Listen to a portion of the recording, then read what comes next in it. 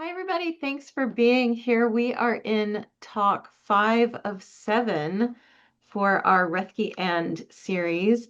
I think I know everybody here, but if I don't, I'm Sherrin Francis. I'm the current board president of the Friends of Roethke Foundation. We are a nonprofit located in Saginaw, Michigan, and we are dedicated to preserving, protecting, and promoting the literary legacy of Theodore Roethke, a Pulitzer Prize winning poet from right here in Saginaw. We host events year-round, many of them on site at the childhood home of Theodore Roethke, a lot of them online, some of them hybrid. So if you like what you hear tonight, please be sure to sign up for our mailing list. If you're not already a member, please consider joining. It's only $30. And I'm going to hand this over to John Rohrkemper, who came up with the idea for this series. He is a distinguished professor of English emeritus at Elizabethtown College and pitched this idea as a panel at the Society for the Study of Midwestern Literature annual symposium, which we did in May. And we had enough participants to do 2 different panels. And then he suggested that we kind of blow it out and expand it into a series so that everybody from those panels could have more time to talk through their ideas. And it's just been such a wonderful experience. John, I can't tell you how happy I am that we're doing this. Thank you so much. And before I forget, before I hand it over to you, I also want to thank Amber Campbell, who does all of our Zoom and all of our tech on the back end and gets all of this stuff set up for us. We could not do this without you. So thank you. And John, would you like to take it away? Sure, thank you. I second everything about Amber, and I'm grateful to have had the opportunity to have the foundation support this idea. Last week, I had the pleasure of introducing Anita Skeen, and she gave a great talk and a reading. If you were there, I'm sure you will agree. We'll never be able to erase from our memory the pencils poem. So we'll always have that.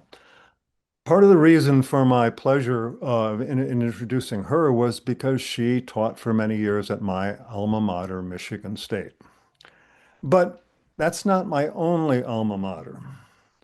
Delta College is also an alma mater for me. It's where I spent 2 formative years after a misspent high school career. So I'm very pleased that tonight's speaker is a faculty member at my other alma mater. Donny Winter teaches composition and creative writing at Delta. He's also a member of the board of the Roethke Foundation. He conducts writing workshops and he is a podcaster.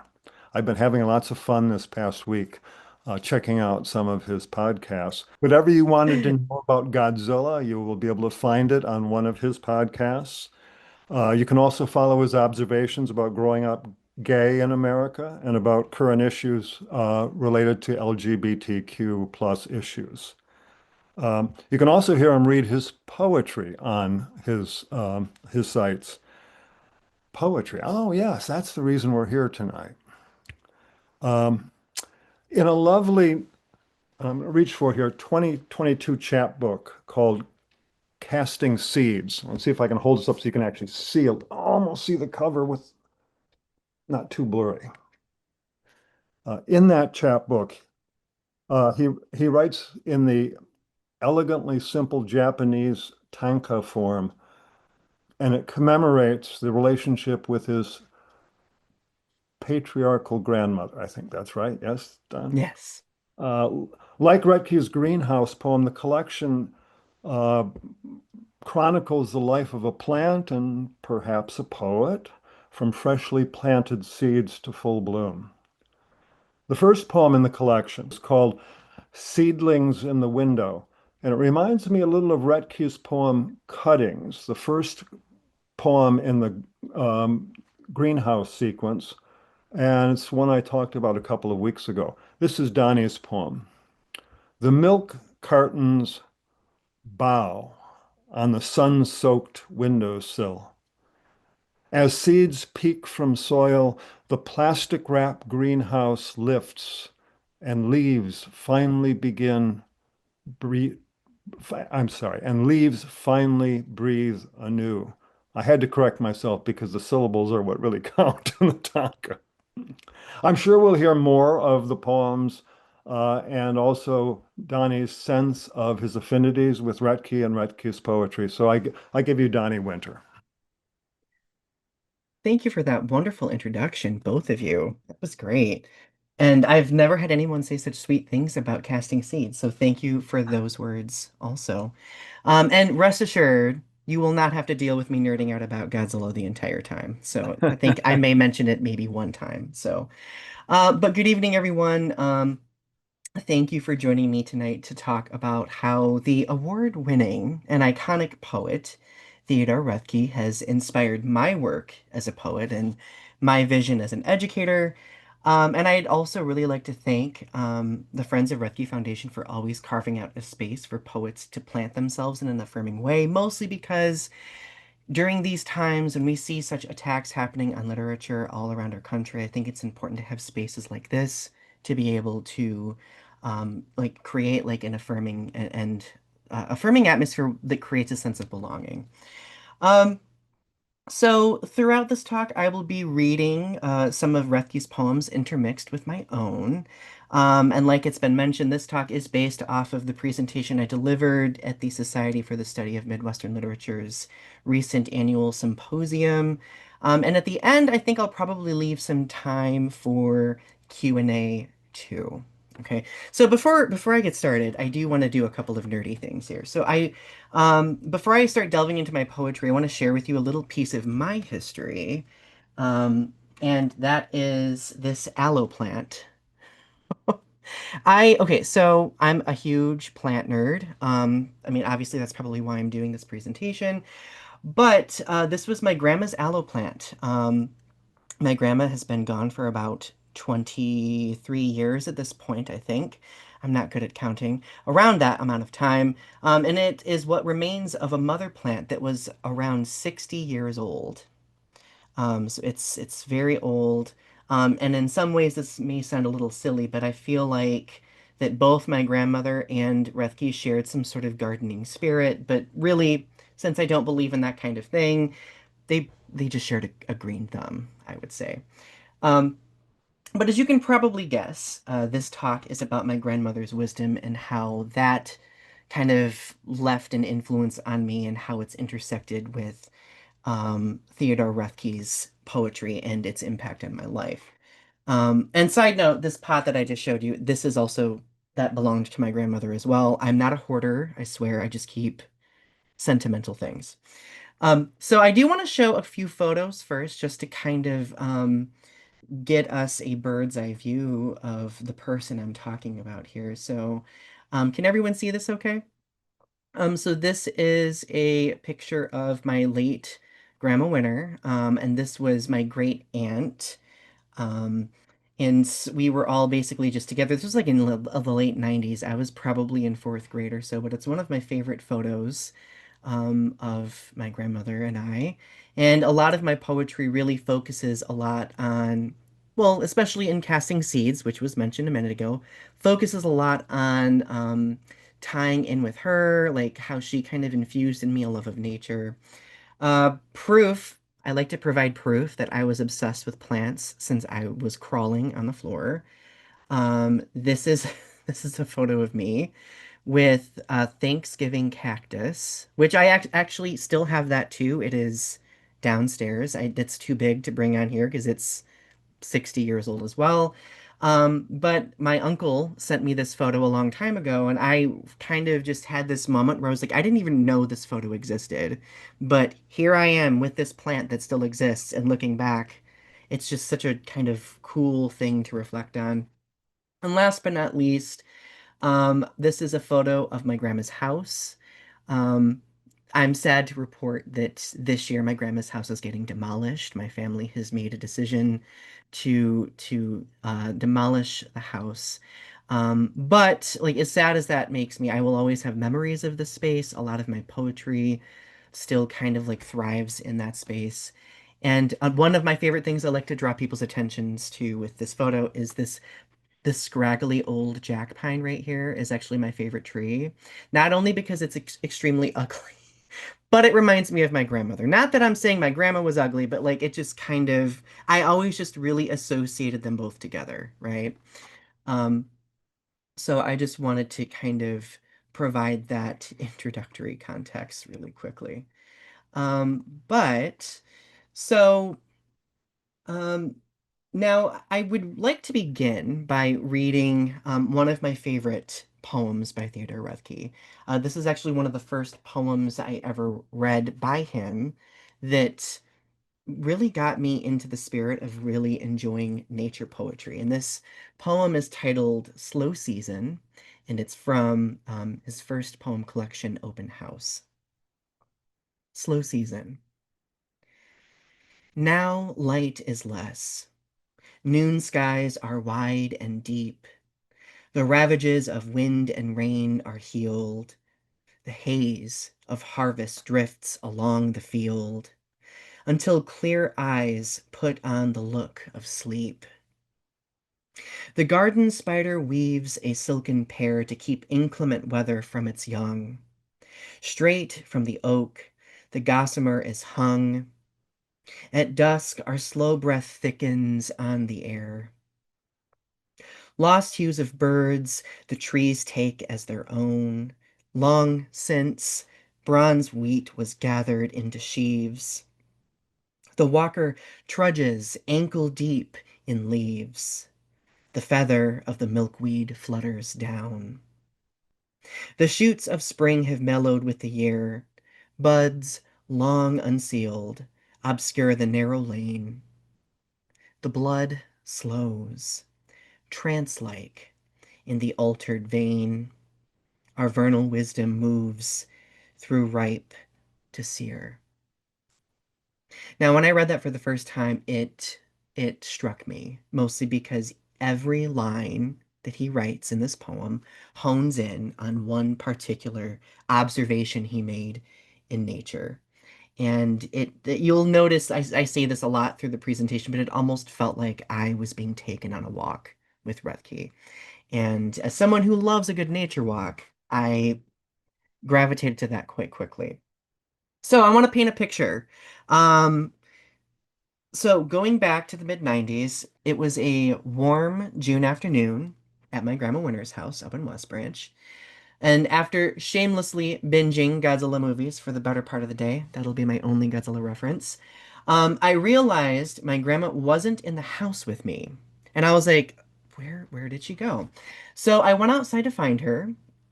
As I looked westward down the sloping field next to her house, I saw her sitting on a wooden crate, hunched over, throwing weeds literally like 10 feet in the air, all landing in like a dry, mud-caked pile like around like a patch of tomato plants. So I was intrigued. I stood and watched her for like a good amount of time. Her straw hat was like shielding her against the sun. She always wore this straw hat, which I will distinctly remember. And as she continued to dig and dig and dig, like I noticed like just she was so fast at weeding. I still kind of suck at weeding a garden.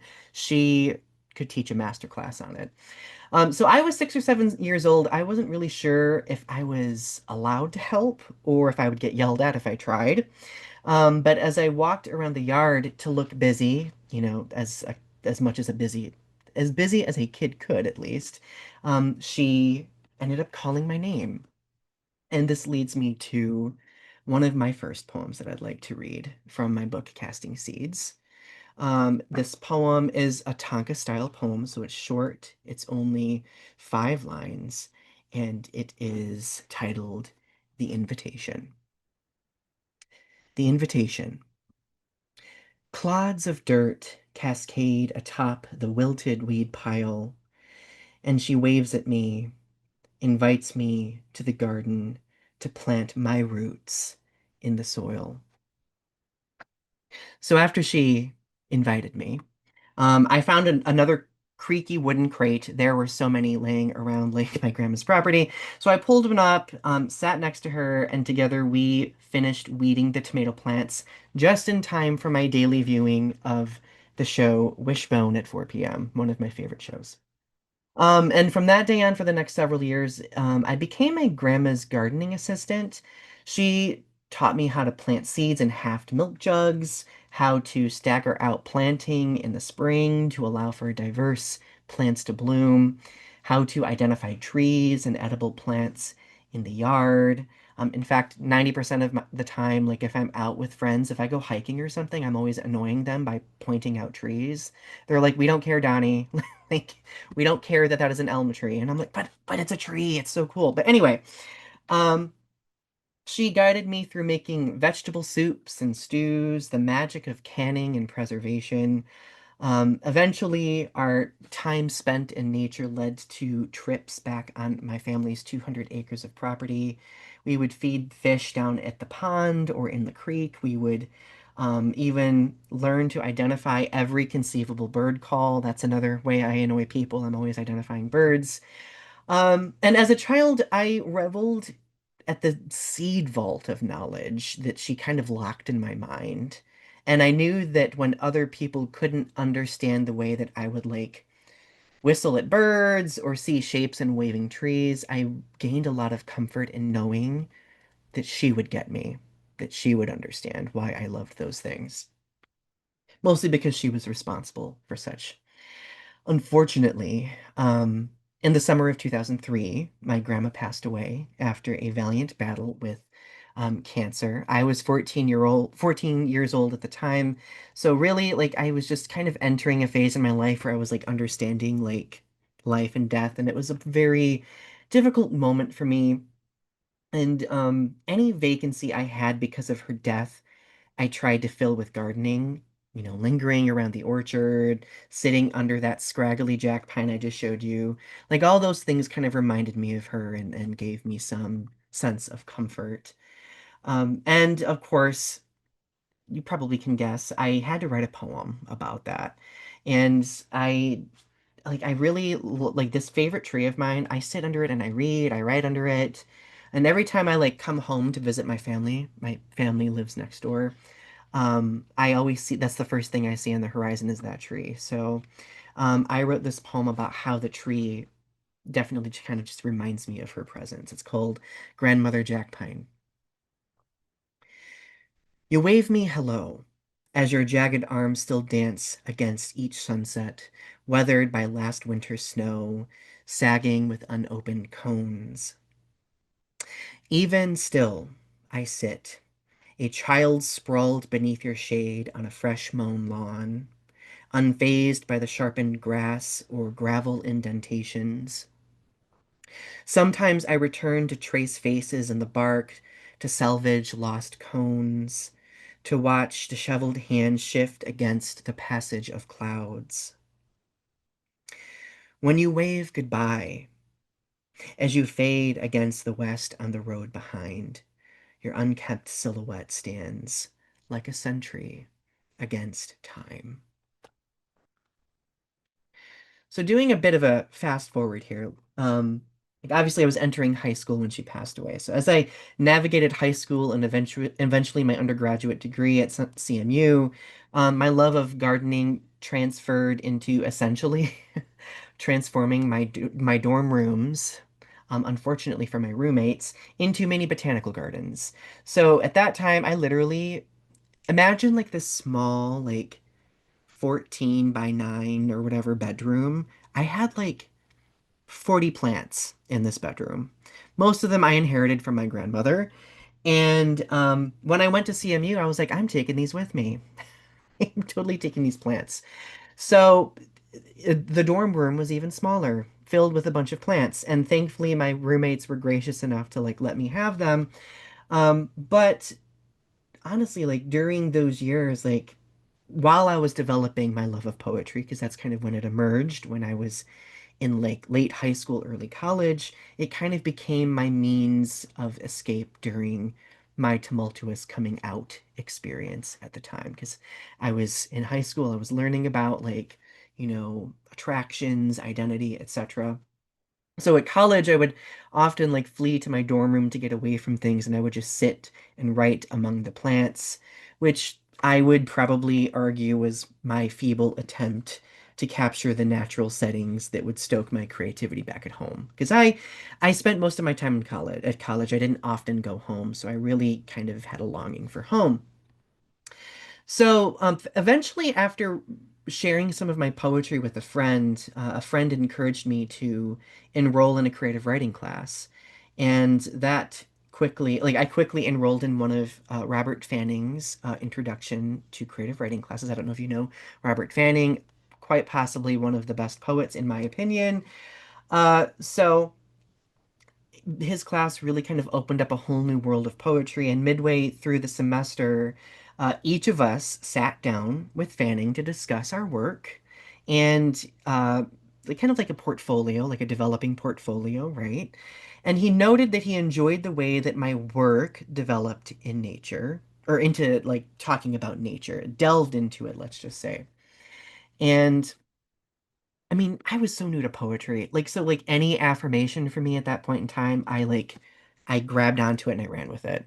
So I was just like, nature, I do love nature, and you think my poetry's great? That's good. What else?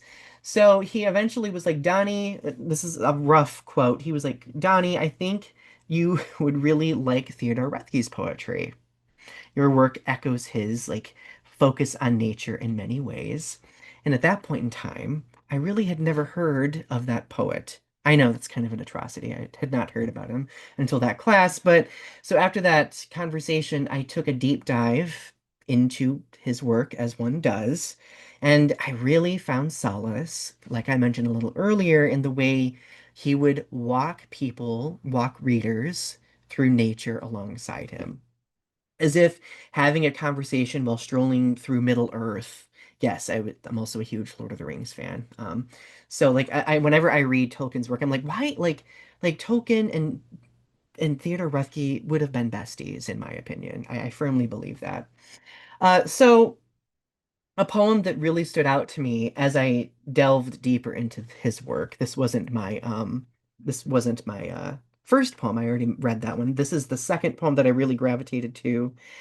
It is titled "Walking" or "A Walk in Late Summer," and it is from his collection "Words for the Wind." A walk in late summer. A gull rides on the ripples of a dream, white upon white, slow settling on a stone. Across my lawn, the soft-backed creatures come. In the weak light they wander, each alone. Bring me the meek, for I know their ways. I am a connoisseur of midnight eyes. The small, I hear them singing clear on the long banks of the soft summer air. Side note, another thing I find interesting about this poem is it's divided into numbered stanzas. I forgot to read number one for the first one. My apologies. Number two. What is there for the soul to understand? The slack face of the dismal pure inane.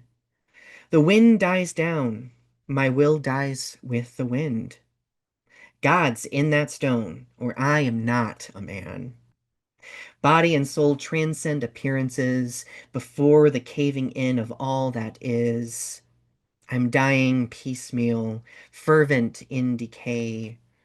My moments linger. That's eternity. Number three. A late night rose ravages the casual eye, a blaze of being on a central stem. It lies upon us to undo the lie of living merely in the realm of time. Existence moves toward a certain end, a thing all earthly lovers understand. That dove's elaborate way of coming near reminds me I am dying with the year. Number four. A tree arises on a central plain. It is no trick of change or chance of light. A tree all out of shape from wind and rain. A tree thinned by the wind obscures my sight. The long day dies. I walked the woods alone. Before the ridge, two wood thrush sing as one. Being delights in being and in time. The evening wraps me, steady as a flame.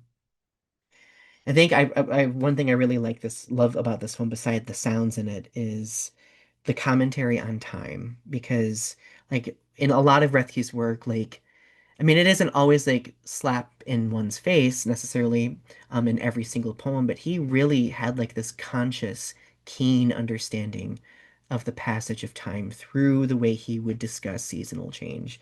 And I think that's like late summer is one of those like times we just experience that, right? Like where you can like see that transitional period and you begin to then anticipate that next season. So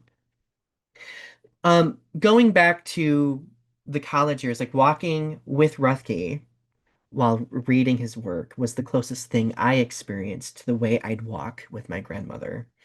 Eventually, I would take his poems everywhere with me. I'd stroll around campus reflecting on his work. I would be writing my own poems. And as a result, I found myself healing on multiple fronts through his words. Whether it was, bouncing back from that treacherous coming out experience or healing from any lingering vacancy I felt after the loss of my grandmother, just to name a couple things. Now, throughout my remaining years in my undergraduate program and several more creative writing classes, and even bridging into my master's program eventually, I discovered multiple themes and messages emerging in my own work. In fact, like one thing I remember Fanning telling me that I mean, I didn't understand at that time that poets all have like their own unique voice, and he kept like looking through my writing and saying like, Donny, like I see like a voice emerging here. It's interesting. It's very rooted in nature. And that's something that I've remembered for, I mean, it's been 15, 20 years at this point since then. Uh, so my favorite poem by Roethke, I would say, like I've not read my favorite yet, but I'm about to read you my favorite. And if you've been to any of my readings, you know I read this poem almost to an exhausting number of times. But the poem Root Cellar, which was originally published in his collection The Lost Son and Other Poems, is it's kind of for me this witty subtly funny poem, but it really packs a serious message. So this is Root Cellar. Nothing would sleep in that cellar, dank as a ditch. Bulbs broke out of boxes, hunting for chinks in the dark. Shoots dangled and drooped, lolling obscenely from mildewed crates.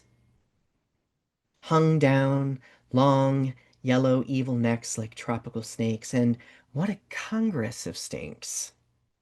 Roots ripe as old bait, pulpy stems, rank, silo rich, leaf mold, manure, lime, piled against slippery planks. Nothing would give up life. Even the dirt kept breathing a small breath. So when I continued to reflect on this poem specifically, I kind of felt myself reflected in those like tangled roots still thriving despite being without nutrients for so long, still searching for something. I felt seen for the first time in a long time, ever since my grandma and I shared our almost secret knowledge of the natural world. The only difference at this point in my life was that my cellar was a closet of sorts, a space I kept myself in out of trauma, fear, and uncertainty. However, as my grandma taught me long ago, and as Roethke taught me then, nature finds ways to survive even the most cataclysmic events. So, transitioning into another piece of my own, this poem is from my first book, Carbon Footprint. I wrote this after spending the night at my parents' house in my childhood bedroom for the first time in adulthood. My my parents are kind of hoarders, so I guess I kind of am by default too. They kept everything in my room. It was literally the same, it looked the same since I was a teenager. And this poem, over the years has quickly become a poem that I read at almost every reading. It's one of the most dear and personal poems to me. And it is like, as my time as an adult, it really kind of maps my survival. So this poem is titled, My Closet is a Reliquary, and it's dedicated to my late mentor, who was an LGBTQ plus activist Ace London, who, similar to my grandmother and Roethke, planted a seed in me. My closet is a reliquary. The closet door has fallen from its track and sits, leaned against the dented drywall like a discarded portcullis, too weathered to keep me. Behind box-stacked skyscrapers, yellowed wallpaper peels, and the crayon mural still robs floral print of its optic illusion, like a political graffiti with elementary verve. The shelves still dip under collections of unread religious texts, and the bloated plastic drawers refuse to budge from their cheap retail compartments as each paper-filled basin brims. The air is linen stale, and the glued constellations above keep this room lit while the tired July sun slips beneath the tree line, lengthening each shadow across the brown shag carpet. These years later, I keep the closet door off its track because it's powerless. A prison-made museum. A memorialized womb left open since I left for college after a second birth. Now, my closet has lost its echo, and each stored memory maps a misshapen journey. So, let these paper roadways return to nature, become overgrown, because this cluttered closet is a reliquary, a room for storage, unable to keep me. So, in recent years, kind of panning out to like the last few years here, I found myself as I wrote more and more, like that poem especially was written during the pandemic. And so, like, the pandemic for me, that's when I kind of broke out as a writer and like my first book was published. And I really found myself looking at the state of the world through a very Roethkean lens, if that is even a word, Roethkean lens. Um, and I know we're no stranger to the ongoing concerns surrounding the climate crisis that's worsened for years. And I've often asked myself, what would Roethke do? WWRD. Or what would he say if he lived in 2025? I really feel like I need to start making bracelets that have that on it, right? Um, would he cry like I did when I was a kid after my uncle cut down my second favorite tree, not my first favorite tree? Or would he lose himself more in nature as he often did in poems? And I often gravitate to this particular poem of his. I love that this is just my opportunity to nerd out with you about my favorite Roethke poems. But so this poem, I think, is one of his most interesting pieces. It's titled Moss Gathering, and it really is kind of a change in tone for me when I was going through his work because it kind of examines a little bit our role as a body existing in nature and the way we impact nature. Moss Gathering. To loosen with all 10 fingers held wide and limber and lift up a patch, dark green, the kind for lining cemetery baskets, thick and cushiony, like an old-fashioned doormat.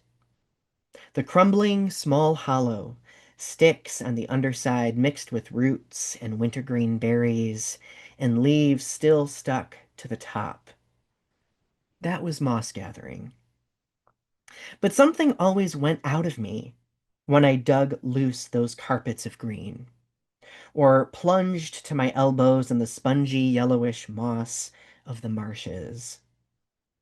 And afterwards I always felt mean, jogging back over the logging road as if I had broken the natural order of things in that swampland, disturbed some rhythm old and of vast importance by pulling off flesh from the living planet, as if I had committed against the whole scheme of life a desecration. Now, the interesting pivot here is in the other poems that I read, Roethke is just simply walking in nature and coexisting with it. In this piece, he is engaging with it And as he suggests, he is interfering with it, taking something away that he doesn't deserve, right? And I just found that tone shift very kind of haunting. And during the pandemic, when I really delved into that piece, like I was just like, wow, like the climate crisis that we're in, like that really just sits heavy with me, right?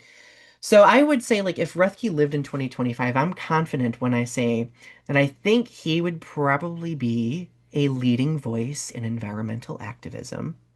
Um, and so as I continued to study his work well into my teaching years, I found a certain courageousness in the humanity he embodied, like his vulnerability in admitting that he too was not a perfect person when it applied to nature. He was painfully conscious of the space he occupied in the world, and he reflected on it during his walks in nature. So Roethke's like vulnerable resoluteness in this poem specifically served, in my opinion, as an advocating voice for nature, whose and nature's voice being one that has seldom been heard because we as passersby like tend to chug along on these assembly lines we've created. So I thought back to those years walking in the woods with my grandmother, watching trees I had known disappear for whatever reason was deemed necessary, whether it was to build a bridge, for firewood, or simply the tree was in the way and it needed to go, right? I was devastated every single time a tree was cut down. And my parents probably thought that there was something wrong with me. In fact, I remember very distinctly I didn't tie myself to a tree, but I remember hugging a tree and like yelling at my family, being like, "Don't cut this tree." It was quite possibly the most dramatic thing anyone could ever see. But I was a kid, so I feel like that gives me a free pass to be a little dramatic, right? But um, as a child, I never really fully understood why they were always sacrificed to satisfy the space that we occupied. And reflecting on this made me realize that during the pandemic, especially, it was time to take a little bit of inspiration from Roethke and speak out myself in what way I could on behalf of the planet in my own work, a planet whose body is also surviving a trauma in its own way, right? So I'm going to be reading a couple of poems back to back here. So these two poems come from my second poem collection, Feats of Alchemy. And these are ekphrastic poems inspired by and engaging in conversation with two of Roethke's poems, one of them being Root Cellar and the other one, The Waking. So the first poem is a super direct ekphrastic poem based on Root Cellar. It's titled The Root Cellar Rages. When fallow, greenhouses are hellscapes, dried and vacant. However, when the root cellar is forgotten, it stirs, and tendrils eventually peek from subterranean cages, manic in the damp until their prison walls fall to sprouts, hungry for the sun. Just a short one. And then the next one is The World is Waking. Beneath the dust of this dry plain, the soil stirs in secret, careful in its silence because every natural resource has been tapped by those still alive. Beneath the caked layers of these concrete sidewalks, seeds prepare to sprout from each crack with dreams of clinging to every crumbling building, every rusted tower. Beneath the landfills, mushrooms rise like guardians, sponges ready to absorb toxins left behind with plans to weave their mycelial fibers through sapling roots to revive this dormant nervous system. Beneath these remains, the seeds germinate and the insects hatch. The world wakes in the nooks and crannies, ditches and crevices, because it takes an inhuman determination to survive. So, what I hope is reflected in those two poems is my fascination, similar to Moss Gathering, I would say, and Root Cellar too, of Roethke's poems, how the world tends to stir unbeknownst to us, right? So even in places that seem so industrial and so inhospitable to life, there are weeds growing in cracks, vines scaling walls. Most of them are probably invasive, let's be honest, but that's besides the point. But when I take walks in the woods, by lakesides, or through fields, I can't help but notice all the small things I never noticed before. The delicacy of flowers, the community that birds create, the bugs I've always heard on late summer nights, but have never really exactly seen up close. Has anyone ever seen a katydid? Like one of those like I've always heard them, and there was literally one in my house like 2 weeks ago, and I freaked out. But then I realized I was like, that is a katydid. I've never. It started making noise in the house, and I was like, I never knew that that is the bug that made that noise. I of course put it outside. I was like, you do not belong in my house. But it was just one of those really cool moments. But so like I think about the ways trees and mushrooms create these elaborate networks beneath our feet, inhaling and exhaling, turning water into nutrients to be fed up towering giants. And in a way, like there's community in these landscapes shared between living beings that we are too busy to notice. And during these times, I find it empowering to reflect on how numerous things across our planet can survive and cooperate while we, filled with a hubris like humanity, finds like ways to just destroy our world and each other, right? What better learning experience can we receive through nature than acknowledging the cooperation and survival we see everywhere in the landscapes and waterscapes and skyscapes around us? With that thought in mind, I'm going to be reading a couple more of my poems. So this one is Casting Seeds from my book, Casting Seeds. It is the title poem. Um, so like I wrote this poem and I ended the book with it because I really wanted to think about, I was thinking about like that natural community that we see. And I was thinking about like the way that my grandmother instilled a sense of community in me through helping me feel seen when I felt unseen. Casting Seeds. All these years later, I stand above the tree line, tall enough to see the spin of constellations above this whirling planet. There is memory beneath this bark, in these roots, old enough to see, yet young enough to wonder splendor into existence. Seasons bear no threat. Storms cannot weather these leaves because I've survived being lifted from a sandbox and ran over by a lawnmower.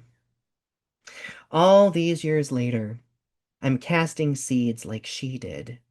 I sustain memory through the woods beneath my limbs, as it does for me yet still. We thrive together in this delicate biome, symbiotic strong. As an educator, one metaphor I've taken away from Roethke's work that still shapes me is the poems we write are seeds we plant. During my first year teaching poetry at Delta, I had a student in the LGBTQ plus community express that they really didn't feel that their story was worth sharing through poetry because nobody would be able to find it interesting or relate to it. And I find this common with a lot of students. A lot of students don't like writing about themselves because they feel like they're just not interesting. And I am like I personally think everybody's interesting. Like, but then again, I'm a nerd and I like to learn about people. Um, but I saw in myself, like I saw this myself in the student because I felt the same way at one point in time until I had some valuable mentors, like Fanning, for example, remind me that our stories are an extension of who we are. Our poems are an extension of who we are, and they are an extension of our histories, whether it be the hardships or the bliss. How are we really to stand against the voices that seek to silence us in this world? um, or the atrocities that we see happening without sharing our histories?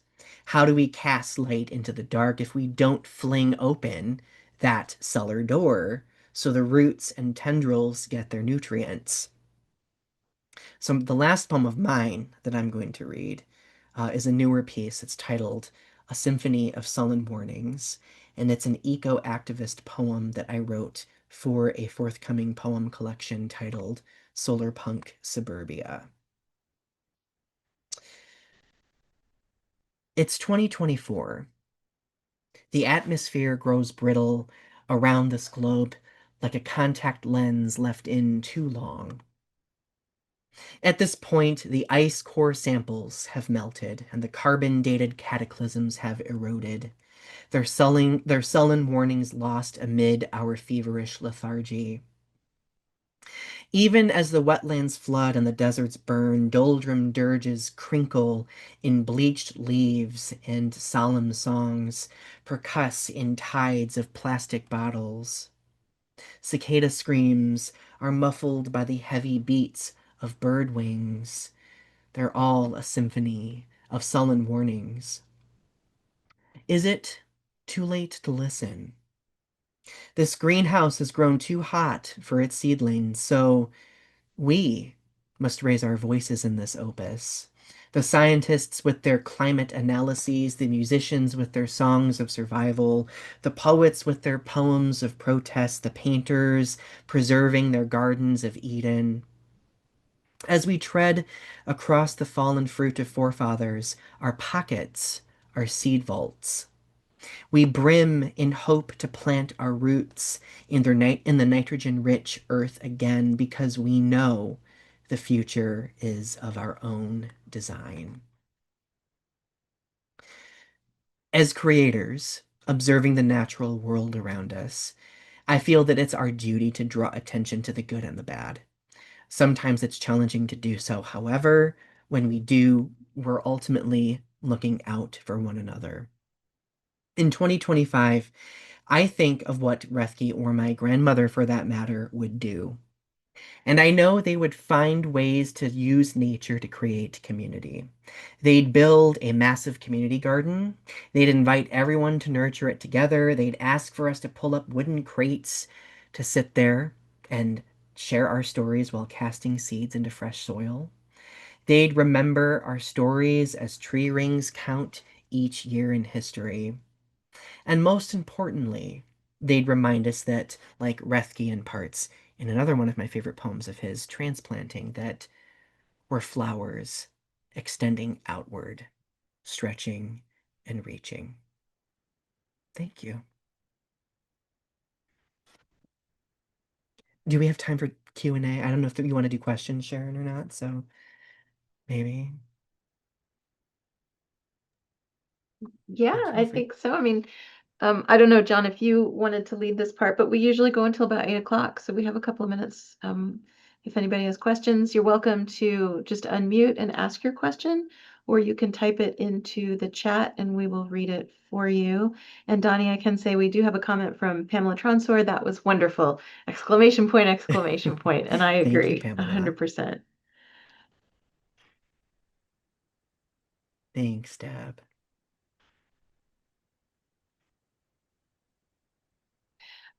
I have a question. I don't know that there's really an answer to it, but I was struck at the beginning when you said that your grandmother passed away when you were 14, and Hmm. Ruthke's father and uncle passed away when he was about the same age. And for him, it caused sort of, I think, kind of a paralysis, right? He became frozen in time as this 13-year-old boy who had never resolved so many issues with these father figures. And for Hmm. you, your grandmother was such a nurturing, positive figure. I don't know, is there any more to say about that? Is there any more of a parallel or a divergence? I never pieced that together, but that is super interesting. I would say that my first year of high school, that was my first year of high school when she died. Like she died literally the summertime leading into it. And that first year of high school was really, really bad. I at the time, like I wasn't out of the closet, but like people could piece it together that I was not the straightest person in the universe. And like it led to like a lot of bullying. So like as I was like kind of navigating uh, the death of my grandmother, which I could not make sense of, like I was also navigating like a hellscape of sorts in school. And the issue is that I really wouldn't tell anybody about it because because I was so far in the closet, like I was too afraid to talk to anybody because if I talked to family, for example, then they would know. So it was like being stuck between a rock and a hard place. So you mentioned paralyzed. Like I think that's a very good word to describe it. Like that first year, I was very paralyzed. As high school went along, it got a little bit better and I managed to heal a little bit more, especially when I started writing poetry. Poetry kind of became like that space that I could be in where I could be as subjective or as abstract as I wanted to be and share, the things most personal to me while being a little cryptic. So if anybody got a hold of a journal, they could like not really piece it together. So Donnie, Interesting. Thank you. I was really, oh, go ahead. I just said thank you. That was interesting. No. I was going to say, Donnie, my grandmother also died when I was 14. So here's and she has become in the process of my writing an important figure in my life too. For um, like you, not really understanding at the time she died what she had meant to me, and so my family at that time had consisted of my father and my mother, my grandmother, and me. And my grandmother died in February, and my younger brother, my only sibling, was born in June. So we went from a dynamic in a family of three women and my dad to the golden boy son who was mm, born and who also moved into my grandmother's bedroom and oh, replaced really my grandmother. And I didn't really understand that at the time what was happening. You know, when you're 14, the world revolves around you and you're trying to figure out where your place is in it. But in later years, a lot of my sense about coming to who the kind of person I am goes back to thinking about my grandmother and the things she was teaching me at the time that I didn't even realize she was teaching me. One of which was that uh, you can be strong in silent ways, if you know what I mean. hmm That there's a kind of quiet activism just by being. And I think when I turned to writing, I think the act of writing in itself, and I think about the student you said who didn't think he had anything important to say, but the act of writing is in itself an act of activism because you are yes. saying, I exist and I have something to say. And even if nobody sees it, I still am here and I still have something to say. Um, so I think these grandmother connections are interesting and how many of us skip back a generation to, the not our parental generation, but the generation before that to find some kind of inspiration and maybe we're too close to our parental generation to understand the connections. So we go back a Mm. generation and find them back there. But I really appreciate the things you said about your grandmother. And I loved Grandmother Jack Pine. I swear that is a great poem. Thank you so much. Anita, that like thank you for sharing that too. And I'm kind of mind blown that 14 seems to be like this age where we're experiencing these horrible losses, right? But like, no, I agree with you. Like, I do think that writing is an act of activism. Like, I also think that gardening is too. Like, we are giving something back to the planet so the planet can help sustain us in some way, right? And I think during these times, where like there is a lot of discouragement and a lot of fear. I think remembering those things is important because like we still have voices, we still inhabit these spaces and we deserve to inhabit these spaces. And by being here, we are, showing those powers that be that, like we're here to stay. We're not going anywhere, right? And we deserve to be seen. I just wanted to say, Donnie, I think perhaps the unspoken premise of this whole series is that artists, and in this case, particularly poets, are engaged in a very intense and very important conversation across generations. And I think you did a wonderful job of illustrating that, I think, with your autobiographical approach to Roethke and your grandmother and that connection. And I think in that context, your grandmother functions as one of those artists. Mhm. Thank you for saying that. Thank you.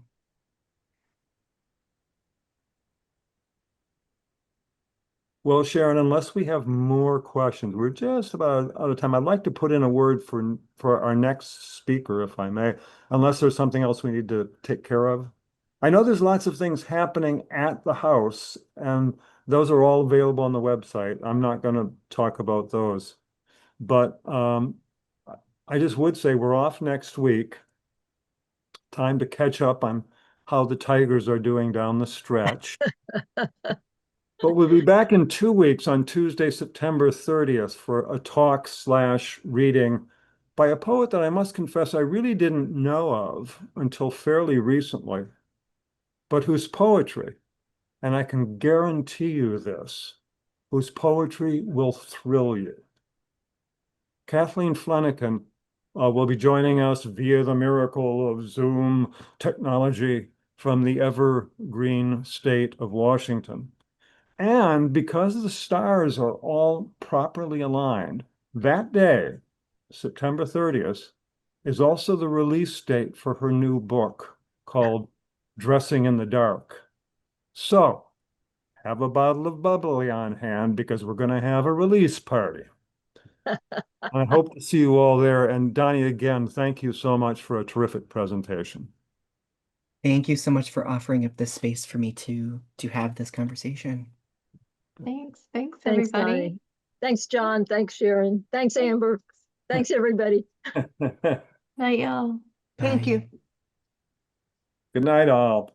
Good night. Good night.